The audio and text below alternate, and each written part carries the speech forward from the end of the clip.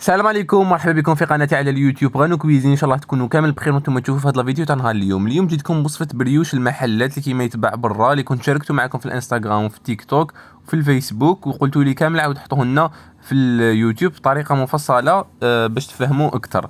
ما تنساوش الاشتراك في قناتي على اليوتيوب وتفعيل الجرس باش يلحقكم كل جديد. الحاجه الاولى اللي نديروها في كاسرونه نديروا 2 مغارف كبار تاع الفارينه وكاس ناقص صباع تاع الحليب. هذا الكاس يرفد 250 ملل، نديروا منه كاس ناقص صباع تاع الحليب، نخلطوهم على نار تكون متوسطه هكذا، نقعدوا نخلطوا حتى نحصلوا على عجينه بهذا الشكل تكون تتلاصق هكذا. نحطوها في تبسي ونخلوها تبرد. شوفوا القوام تاعها كش جايه شغل العجينه ماشي حاكمه روحها. نحطوها في التبسي ونخلوها حتى تبرد باش نستخدموها. هنا في ريسيبيون نديرو كاس تاع الحليب يكون دافي، درت 250 ملل، قلت لكم الكاس تاعي يحمل 250 ملل، معها ملعقه كبيره تاع خميره الخبز. نخلطوهم غير هكذايا ونغطوهم ونخلوهم يتفاعلوا 10 دقائق. في ريسيبيون واحد اخر نجيبوه نحطوه فيه بنفس الكاس اللي تاع 250 ملل، درت فيه 4 كيسان تاع الفارينه. من الافضل تكونوا مغربلينهم من قبل. تزيدوا معاهم 4 مغارف كبار تاع السكر، تقدروا تنقصوا السكر ديروا 2 مغارف ولا 3 مغارف تاع السكر. انا درت 4 مغارف كبار تاع السكر تاع كبار، ملعقه صغيره تاع الملح، ونديروا هذاك الخليط تاع الحليب مع الخميره اللي كانوا تفاعلوا، خليناهم يتفاعلوا 10 دقائق نديروهم، ونزيدوا نحطوا معاهم هذيك لاباط اللي خدمناها في الاول.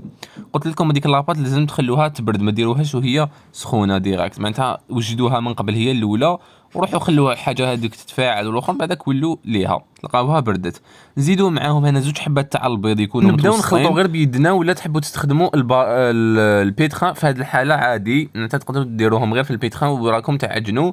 هنا نطمها لاباط حتى دوك نطم لكم عادي، معناتها تحصلوا على العجينه تكون لاصقه شويه هكذا، تلصق في اليد معاكم ما تجيكمش حاكمه روحها. درت شويه في يدي شويه فارينه وتبداو تعجنوها في البلان دو طرافاي.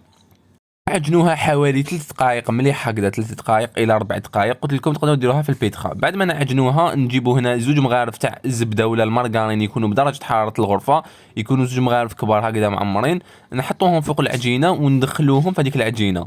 كيما راكم تشوفوا هنا ندخلوهم غير هكذا باليد، دخلوهم مليح حتى تحصلوا على عجينه شغل جايه خفيفه وتلصق شويه، جايه ميدمه، عجينه تجيكم ميدمه وتجي خفيفه تلقى روحها كامل كيما راح نوري لكم دوكا. شوفوا كش تجي تلقى روحها. نحطوها في غيسيبيون ونغطوها ونخلوها تخمر حوالي ساعه حتى تطلع لكم مليح العجينه تاعكم كيما راكم تشوفوا هكذا. بعد ما تطلع لكم العجينه نديغازيوها، نحوها من هدايا الغيسيبيون تاعو ونقطعوها. انا خرجت لي هنا 5 كوريات كبر، معناتها حيجونا 5 خبزات كبار تاع البريوش، وتقدروا ديروهم بريوشات صغار. هنا دهنت البلون دو طرافاي تاعي بالزيت. نجيبوا العجينه الاولى نوري لكم كش نحلوها وكش نديروها. حلوها غير باليد خاطش هنا العجينه كيما راكم تشوفوا خاطرش خليناها تريح مليح من قبل. ثاني بعد ما تقطعوها كوايرات تزيدوا خلوها تريح حوالي 5 دقائق هكذا باش تجيكم سهله في الخدمه. حلوها بهذا الشكل على شكل مستطيل، ومن بعد روليوها هكذايا هكذايا باش يجيكم البريوش لداخل يجيكم خفيف هكذا. بعد ما تشكل لكم على شكل خبزه وين الغلقه غلقوها مليح، وين تشوفوا هذيك الغلقه تاعكم غلقوها مليح باش ما يتحللكمش كي يكون يطيب. من بعد من جهه الغلقه نحطوها في السنيوه اللي يكون فيها ورق الطهي ونخلوهم يخمروا في بلاصه تكون دافيه حوالي 20 دقيقه حتى يطلعوا هكذا كيما راكم تشوفوا. شوفوا كش تقونفلاو وطلعوا مليح باش يجيكم البريوش خفيف. هنا جبت حبه بيض درت لها شويه تاع الحليب، بدا ندهن فيهم مليح، معناتها دهنوهم مليح بهذاك الحليب والبيض باش يجيكم محمر مليح. هنا نكونوا وجدنا من قبل الفور مسخن على 190 درجه، ندخلوهم يطيبوا كي تشوفوهم حماروا من التحت نشعلوا عليهم من الفوق باش يحمروا، خلوهم يحمروا مليح حتى ياخذوا لكم هذا اللون. بعدها بعد ما نخرجوهم من الفوق نخلوهم يبردوا مليح، معناتها لازم يبردوا تماما باش تجوا تقطعوهم بالموس تاع المنشار هكذا. لازم يكون موس تاع المنشار هنا باش ما يتفسد لكمش الشكل تاعهم. كما قلت لكم لازم يبردوا مليح وخلوهم يحمروا مليح هكذاك باش يجوكم كيما تاع برا هكذا. بعد ما حليتهم انا هنا خيرت ندير لهم لداخل شوكولا اتارتيني، تقدروا ديروا لهم هذيك لا كريم باتيسيير ولا المعجون ولا واش يكون متوفر عندكم في الدار ديروا. انا درت شوكولا اتارتيني هي تجي تعجبني مليحه مع البريوش وتجي بنينه.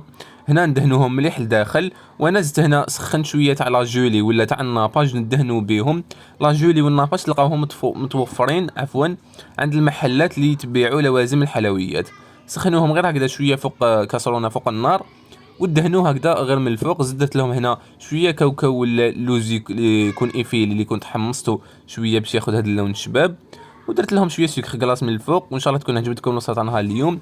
وما تنساوش الاشتراك في القناه على اليوتيوب وتفعيل الجرس باش يلحقكم كل جديد، وتلقاوني ثاني سور انستغرام سور تيك توك و سور فيسبوك. ان شاء الله تكون عجبتكم الوصفه تاع نهار اليوم في وصفه اخرى ان شاء الله.